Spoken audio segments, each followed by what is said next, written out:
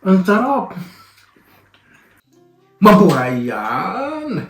Maraming salamat po sa pagkakasama-sama na naman po tayo na wise safe po ang lahat. Ngayon gagawa po tayo isang recipe na nakita ko po sa internet. At medyo na-surprise po ako dahil ang gagamitin po natin ay balat ng saging. Opo, itong balat ng saging, nahugasan ko na po itong yung sticker, hindi ko lang natanggal.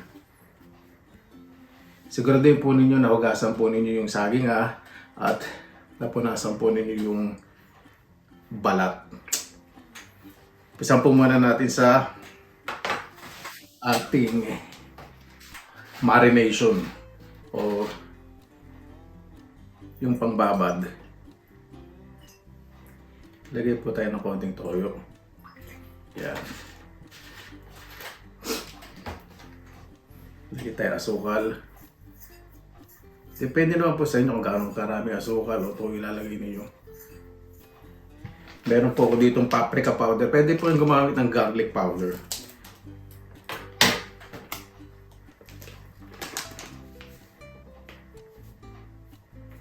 Gusto ko pala dyan paprika powder kasi para yung kulay mas maganda. At meron po ako ditong bawang fresh garlic po gagamitin ko. Ito po rin sinabi ko po kanina, pwede kong gumamit ng garlic powder. Ito gagamitin kong bawang. Ito yung isang buo siya. Wala siyang pera-peraso. Kaya medyo mahirap balatan minsan.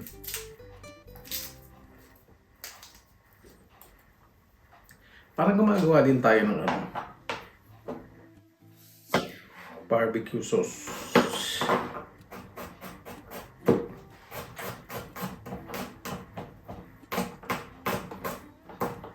Sa akin ganito po muna ang angulo, pakikita ko po sa inyo. Mamaya kapag yung totoong pagmamarunong close up natin. Kasi may nagre-request, Kuya, expose mo naman yung bangis mo. Kailangan mo naman yung puro niluluto ko nakikita. Di ba?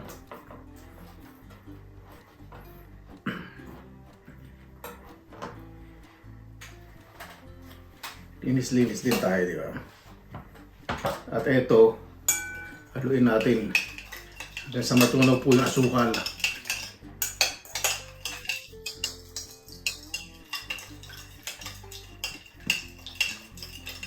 Yan, okay na po.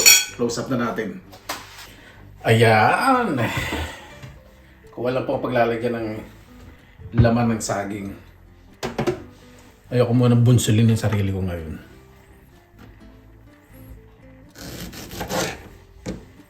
Yung both edge o yung magkabilang dulo talagang dapat hiwain, pati itong matigas na parte. Gandahan po natin ang pagkakahiwa. Ibig sabihin, minsan yung medyo flat, kaya natin hiwain. Para sa pagpiprito, pag nilagay po natin sa cooking pan, o diba, flat siya. Yan. Ito nyo ba yung ginawa ko kanina? Yan, ganyan. Di yata nakikita yung kanina. Ito yun. Ito na wala na ng sarili ko yan. O, diba? Yan po dapat ang resulta. Ayan. Tanggal na po natin lahat. At ang gagawin po natin, i-scoop po natin yung puti. Kailangan i-scoop na i-scoop po Yung makikita niyo yung talagang balat na balat lang matitira. According sa napanood ko. Dahil kapag hindi totoo yung napanood ko, hindi totoo. Ang dapat po ganyan daw. Malinis na malinis. So gagawin ko po sa lahat po yan. Habang ini-scoop po pala, pag natapos yung scoop, ilagay na daw po pala sa marinade. So, tuloy natin para hindi daw po mangitim. So, nabababad siya ng dahan-dahan. So, ayan po. Gagawin po natin, ikot-ikutin natin para lumasa yung bawang. Hindi naman po natin ito ibababad ng ilang oras. Kasi sinabi, pangitim. Kailangan lang ganyan. Mamarinate lang ng bagya. Pakakapitin lang po yung lasa. Depende po daw po sa inyo kung anong lalagyan nyo pang flavor. Pang bacon ba, pang chips, o whatsoever. O, diba? Prito na po natin. Ang apoy po dapat o ang init ng inyong kalan ay dapat daw po ay medium heat. Depende sa inyong isasalang na kawali. Sasalang ko po ay non-stick. Kasi doon sa video, non-stick po yung gamit. Nagmamayaman. Siyempre hindi tayo magpapakabog. At konti lang daw po yung mantika. Yung papantay lang sa surface. Yan sa ibabaw po ng ating kawali. Try po natin kung pwede na magprito. So, magdidip lang ko ng konti sa marinade. Ganyan po natin sa mantika. So, wala pang reaction. Sabihin wala pa. Hindi po pwede. Ayan, kumikislot-kislot na po yung konting liquid kanina. Nung dinip natin yung chopstick. Pag magpiprito po kayo sa mga non-stick, gamit po kayo ng wooden spoon, chopstick, wooden din po. O kaya plastic na hindi po matatalim kasi magagasgas.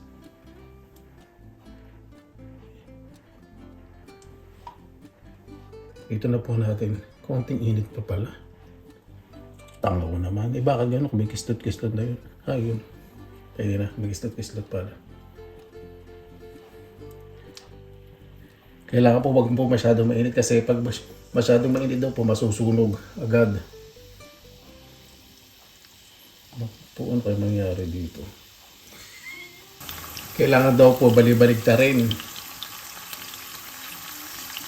hanggang sa maging crispy. Parang hindi ko pa nagiging crispy. Saka hindi daw po dikit-dikit. So hindi ko po muna lalagay lahat. Kasi ayoko muna magmarunong. Dahil 2 saging lang yung nandito sa kusina, ayoko na ulitin to. Lamig-lamig pa naman sa labas. Baka naman lamigin ng utak ko. Kasi laki ng munggo. Ayan, mukha pong crispy. Sabi, pag inahon daw, may konting lambot pa. Pero ilagay daw po sa paper towel para ma-absorb yung excess oil. So palalamigin natin kung magiging crispy. Mukha naman siyang promising.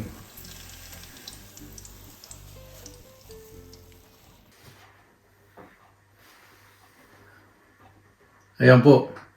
Luto na po, di ba? Ganda po ng resulta. Tikman po natin. Bago po tayo magsasalamatan po muna natin ng Panginoon. Panginoon, maraming salamat na po sa binigay po sa amin sa araw po na to. Maraming salamat po sa mga ibang karunungan na binabahagi po ng aming kapwa. Naway ang bawat talent at karunungan ay bahagi po sa kapwa ng maayos, matiwasay, at bukal po sa puso. Kaya na po bahala po sa amin. Sinusuko na po namin sa inyo sa kanila ni Jesus. Tikman po natin. O, di ba? Tikman natin. Ito. Kasi, ito po yung balat. Yung labas. Ito yung loob. O, di ba? Hindi pa po siya masyadong malamig. Sabi, pag lumamig daw, mas crispy pa. So, tikman po natin. So, nung naluto, medyo naamoy ko po yung toyo.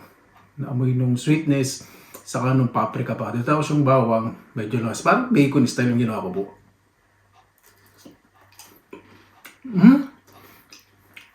Ang sarap! Ito po kasi yung tip po doon, ang maganda daw pong gamitin na saging yung maninipis po ang balata. Hindi ko po alam doon sa saba. Ito meron pong saba rito eh. Hindi ko alam kung pwede. Basta yung maninipis. Ano po siya? Lasang saging talaga. Lasang laman din ng saging. Parang ano po siya? Parang potato chips. Totoo po. Try po ninyo, hindi po kayo magsisisi.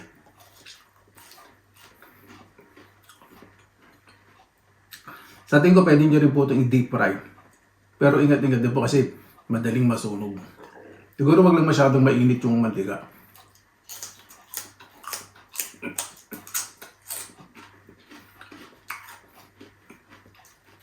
May konting lasa ng saging pero mas lamang yung lasa ng potato chips. Ganun po lasa.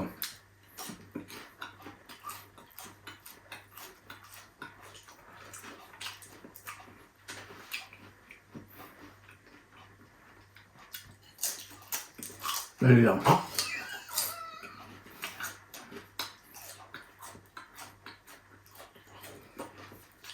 Boom.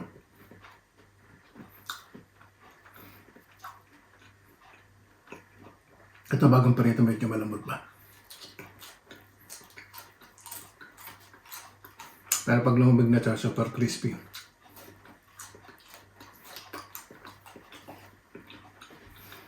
Kapag hindi siya masyadong perito, nalalasahan niyo yung saging. Pero pag peritong-perito siya na maayos, na hindi sunog, nalalasahan niyo po yung lasa ng kamote. Parang ganun.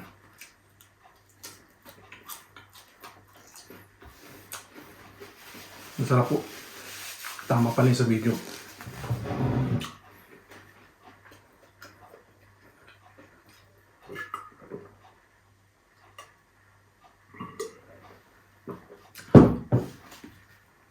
Winner na winner po ito sa akin. Kasi meron din po dating mga, hindi dati, o dating naumpisa na yung mga balat ng saging katulad ng puno ng saba, pwedeng gawing extender sa karne, sa paggawa ng burger. Opo, pakuluan po ninyo yan. Tapos, pakuluan po ninyo, ugasan, pakuluan. Tapos, tadarin po ninyo ng pinog, hilingin. Pwede nyo pong ihalo po yan sa karne. Extender po. Ng karne sa mga burger patty. Totoo po yan. At hindi nyo po malalasahan yung pakalan na lasa. Kasi pag pinakulan nyo po yung balat, wala na po yun. At ito po, na-surprise po talaga ako sa inisip ko. Hindi kayo mapait yun. Wala po. Napakasarap kasi nilagyan pa natin ng asukal. So yung konting tamis nandoon. So, ang gawin po ninyo, timplan ninyo, masarapan po ninyo. Nasa inyo po yun. Diba? Paano po? Sana itong pag-share ko po na ito ay nakatulong po sa inyo. At wag po kayo magdalamang isip na subukan yung bagay na sinubukan ko kasi ngayon. Tingnan natin hanggang bukas kapag nakapagmukma pa ako, gumagano pa po yung ngalang-ngala ko. Kaya lahat naman po ng ng saging na nakakain ng bunga, yun. Safe naman po kainin yung balat kasi sa puso, di ba? Sa puso na saging, maliliit na saging yan. O, kinakain natin. Ano lang po, kaya ginagawa sa mga puso na saging, inaasinan tapos kinakalas para maalis yung pakla, yung lasang pakla, yung tartness. Paano po? Maraming salamat na po sa inyong oras na ilan sa Pinilang Alakbay.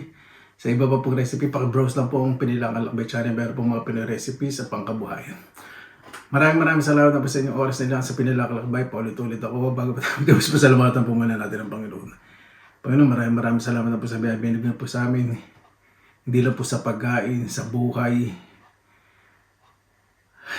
Napakalaking biyaya po sa mga tao na naniniwala pa po sa amin, sa mga support at naway bawat isa mag-focus po sa positibong pananaw po sa buhay. Napakasarap mo kumilos ng pagiging isang mabuting.